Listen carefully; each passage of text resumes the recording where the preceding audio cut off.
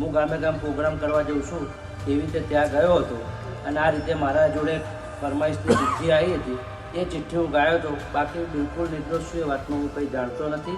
માતાની સાક્ષી સોગંદ થઈને કહું છું કે બિલકુલ નિર્દોષ છું. હું કોઈ જાણી જોઈને વસ્તુ ગાયો નથી. ગુજરાતના પ્રખ્યાત ગાયક કલાકાર વિજય સુવાળા છેલ્લા કેટલાક દિવસથી વિજય સુવાળા ચર્ચામાં એટલા માટે છે કે અડાલજ નજીક વિજય સુવાળા ઉપર 3 થી 4 લોકોએ હુમલો કર્યો હતો અને હુમલાનું કારણ એ સામે આવ્યું હતું કે વિજય સુવાળાનો જે ગામની અંદર કાર્યક્રમ હતો તે ગામની અંદર કાર્યક્રમ દરમિયાન ગાયેલું એ ગીત.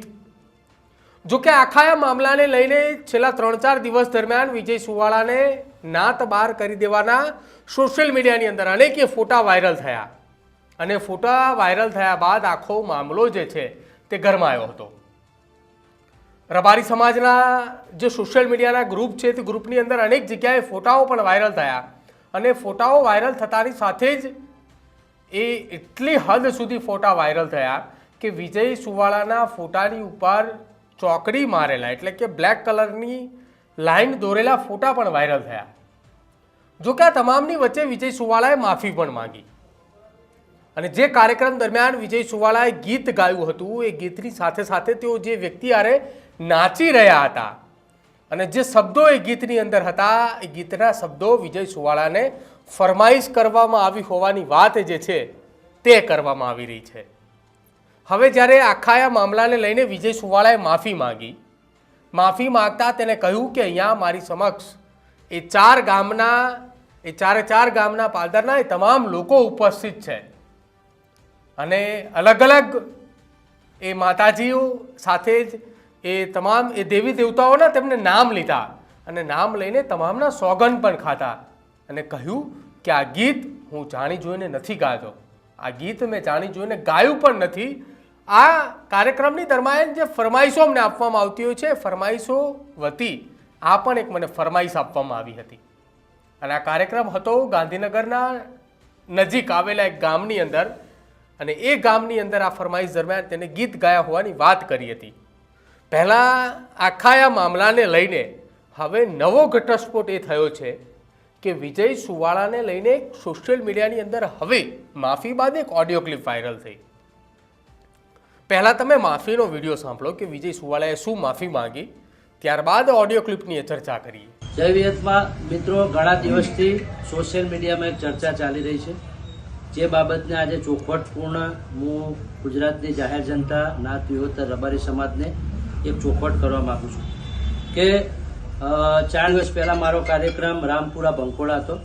રામપુરા પ્રોગ્રામ દરમિયાન જે પણ ગીતની ચર્ચા ચાલી રહી છે, જે પણ ટુકડા ફરી રહ્યા છે એ ગીત મેં કોઈ ઈરાદાપૂર્વક ગાયું નથી, જેમાં હું કંઈ જાણતો નથી અને ભૂતકાળમાં શું બનાવ બનેલા છે એ વિશે પણ મને કંઈ જાણકારી નથી. જે મુજબ રાબેતા મુજબ હું ગામે ગામ પ્રોગ્રામ કરવા જઉં છું એવી રીતે ત્યાં ગયો હતો અને આ રીતે મારા જોડે ફરમાઈશની ચિઠ્ઠી આવી હતી.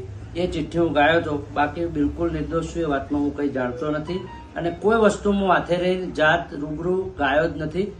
જે મારા 4 ગામ અહીંયા હાજર છે, મારા ગામના શેરમાળા હાજર છે, મારો 150 ઘરનો ચેહરનગરનો નેહડો હાજર છે.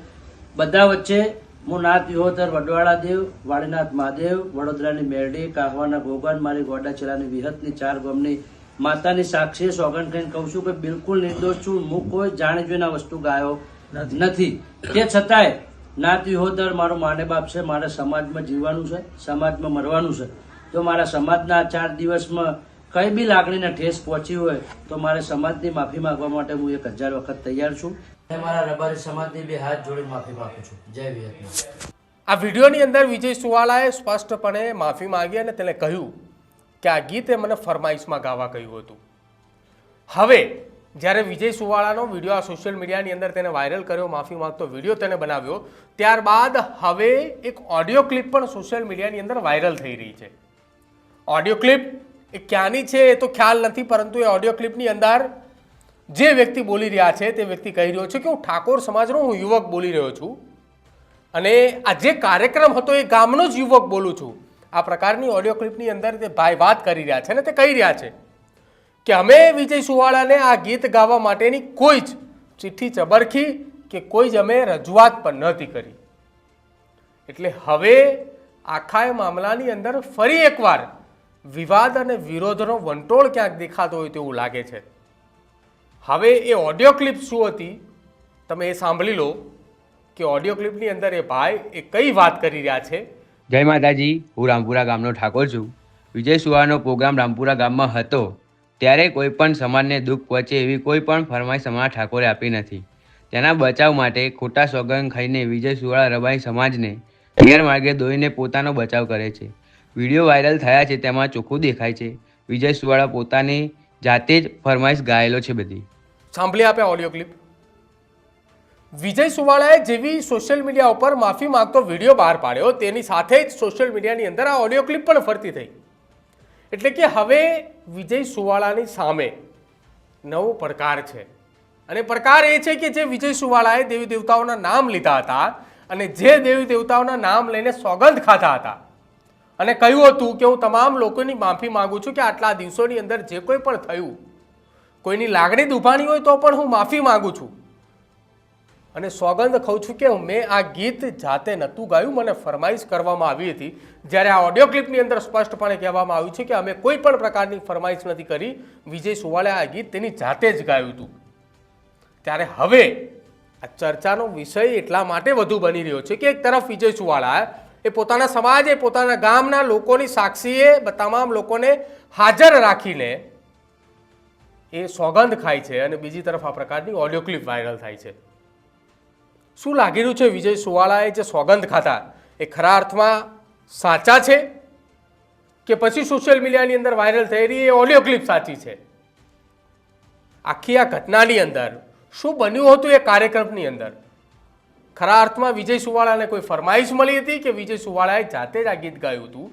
જો તમે એ વાત જાણતા હોય અને તમારી પાસે એ અંગે કોઈ પણ માહિતી હોય તો અમારા કમેન્ટ સેક્શનની અંદર જરૂર જણાવજો. અને અમારી ચેનલ ન્યૂઝ રૂમને આપ આજે જ લાઈક કરજો, શેર કરજો અને સબસ્ક્રાઈબ કરવાનું ભૂલતા નહીં. નમસ્કાર.